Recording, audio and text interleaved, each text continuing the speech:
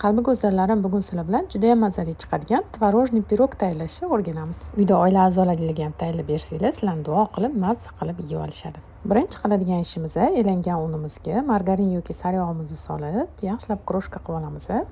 So'ng razrexlитель va vanilin solib, yana aralashtirib olamiz. Alohida idishda tayyorlab qo'ygan tuxum, smetana, shakarli aralashmamizni ham solib, yumshoq xamir qorib olamiz. Xamirimiz tinib turguncha endi nachinka tayyorlab olamiz. Buning uchun tuxumga shakar, vanilin solib, yaxshilab ko'pirtirib olamiz.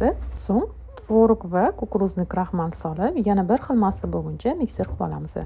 Tayyor bo'lgan nachinkamizni listga yoyilgan xamirimiz ustidan sovulamiz va tekislab, ozgina xamirimizdan ustiga lentishkalik kesib, ustiga uzor qilib olamiz va tuxum sarig'i surib chiqamiz. Qizigan duxovkada pirogimizni 45-50 daqiqa atrofida pishirib olamiz. Albatta tayyorlab ko'ringlar, retsept yoqqan bo'lsa, duo qilib qo'ysanglar, xursand bo'laman. Yanada ko'proq mazali retseptlarni o'rganishni xohlasanglar, albatta Telegram kanalimga ham obuna bo'lib olinglar. Profil shapkasidagi havola orqali.